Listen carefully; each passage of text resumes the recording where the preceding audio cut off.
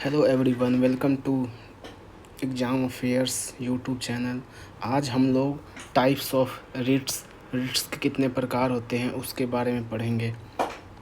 Basically जो है Ritz के 5 प्रकार होते हैं, जैसे हेबियस कॉर्पस, बंदी प्रत्यक्षीकरण, सेरेटोरी उत्प्रेषण, प्रोहिबिशन प्रतिषेध, मैंडमस परमादेश, कोर्ट वारंट अधिकार परीक्षा।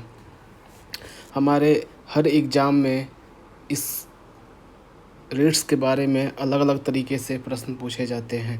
या तो डायरेक्ट पूछ लिया जाता है कि हेबियस कॉर्पस का क्या मीनिंग है, या इसको मैच द फॉलोइंग में पूछा जा सकता है। तो आइए हम इसके बारे में डिटेल से जानते हैं।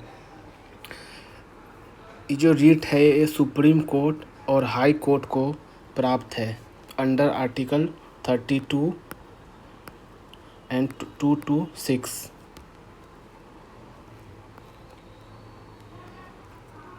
ये आर्टिकल 32 सुप्रीम कोर्ट के लिए है, जबकि हाई कोर्ट के लिए 226 है। इस आर्टिकल के बारे में भीमराव अंबेडकर जी ने कहा है कि यह संविधान की हृदय या आत्मा है। अब ये क्यों कहा है? क्योंकि यह मौलिक अधिकारों के वास्तविक और परिवर्तनीय बनाता है। किसी भी व्यक्ति को उसकी सुरक्षा के लिए सर्वोच्च न्यायालय में जाने का अधिकार प्रदान करता है।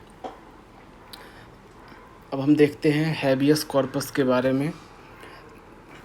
हैबियस कॉर्पस यह रिट किसी गैर कानूनी तरीके से गिरफ्तार किए गए व्यक्ति को रिहा करने के लिए जारी की जाती है। इसका अर्थ है सशरीर प्रस्तुत करना।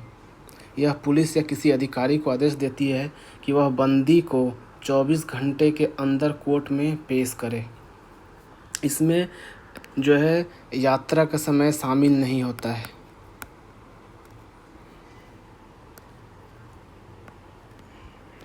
अब हम देखते हैं उत्प्रेषण के बारे में। इसका अर्थ है प्रमाणित होना या मंगवाना। यह रिट उच्च न्यायालय द्वारा निचली अदालतों को जारी की जाती है। निचली अदालत अपने अधिकार क्षेत्र से बाहर जाकर कोई फैसला देती है तो उच्च न्यायालय उस फैसले को रद्द करके केस अपने पास मंगा लेती है। इसको हम उत्प्रेषण बोलते हैं। अब हम देखते हैं प्रोहिबिशन या प्रतिषेध। इसका अर्थ है रोकना। यह रिट ऊपरी अदालत, हाई कोर्ट या सुप्रीम कोर्ट द्वारा निचली अदालतों को जारी की जाती है। इसका उद्देश्य निचली अदालतों को उनके अधिकार क्षेत्र से बाहर जाकर काम करने से रोकना है। अब देखते हैं मैंडमस परमादेश। इसका अर्थ है हम आदेश देते हैं। जब कोई सरकारी अधिकारी या संस्था अपना कानूनी कर्तव्य ठीक से नहीं करता है तो कोर्ट इस रिट के द्वारा उन्हें अपना काम करने का आदेश देती है। अब हम देखते हैं कोर्ट वारंट के बारे में, अधिकार परीक्षा। इसका अर्थ है किस अधिकार से या आपका प्राधिकार क्या है। जब कोई व्यक्ति गैर कानूनी रूप से किसी सरकारी पद पर कब्जा कर लेता है तो कोर्ट इस रिट के द्वारा उस व्यक्ति से पूछता है कि वह किस अधिकार से उस पद पर काम कर रहा है। अब हम इसको बोलते हैं अधिकार परीक्षा। अब हम इसकी कंपैरिजन देख लेते हैं कि जैसे हम जानते हैं कि सर्वोच्च न्यायालय के लिए ये आर्टिकल 32 और जबकि उच्च न्यायालय के लिए आर्टिकल 226 में इसका वर्णन है। अब देख लेते हैं इन दोनों के अधिकार क्षेत्र में क्या अंतर है। जो सर्वोच्च न्यायालय के द्वारा आर्टिकल 32 के अंतर्गत जो मामले आते हैं, इसमें केवल मौलिक अधिकारों के परिवर्तन के संबंध में आता है, जो कि संविधान का भाग 3 में वर्णित है। इसमें सर्वोच्च न्यायालय में कोई व्यक्ति डायरेक्ट जा सकता है, केवल एक कॉज है, वो कॉज है मौलिक अधिकारों का परिवर्तन। जबकि उच्च न्यायालय मौलिक अधिकार के परिवर्तन के लिए और साथ ही कानूनी अधिकारों के लिए भी जाया जा सकता है। अब इसके क्षेत्रीय सीमाएं क्या है। सुप्रीम कोर्ट में व्यक्ति भारत में पूरे भूभाग में किसी व्यक्ति या प्राधिकार के विरुद्ध रिट जारी कर सकता है, जबकि उच्च न्यायालय जो है यह रिट अपने क्षेत्रीय अधिकार क्षेत्र के भीतर किसी व्यक्ति या प्राधिकरण के विरुद्ध जारी कर सकती है। यदि वाद का कारण उसके क्षेत्र के भीतर उत्पन्न होता है तो भले ही प्राधिकरण उसके क्षेत्र से बाहर हो, यह तब भी जारी कर सकती है। अब अधिकार की प्रकृति क्या है।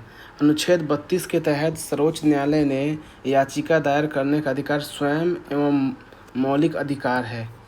न्यायालय उचित रिट अधिकार क्षेत्र का प्रयोग करने से इनकार नहीं कर सकती है,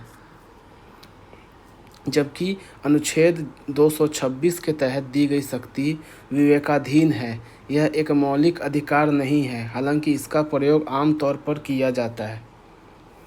अब इसकी शक्तियों के बारे में देखते हैं। इसकी शक्ति तुलनात्मक रूप से अधिक सीमित है क्योंकि यह केवल मौलिक अधिकारों तक ही सीमित है, जबकि इसकी शक्ति तुलनात्मक रूप से अधिक व्यापक है क्योंकि इसमें मौलिक अधिकार और कानूनी दोनों अधिकार शामिल हैं। अब हम देखते हैं कि ये जो रिट है वो कौन दायर कर सकता है। सामान्यतः जो है ये मौलिक अधिकार का उल्लंघन होने पे ये याचिका दायर की जाती है और ये सभी भारतीय नागरिकों को प्राप्त है। जैसे कि देखते हैं, भारतीय नागरिक अनुच्छेद 32 के तहत सर्वोच्च न्यायालय और अनुच्छेद 226 के तहत उच्च न्यायालय के तहत मौलिक अधिकारों के उल्लंघन के लिए रिट याचिका दायर कर सकते हैं।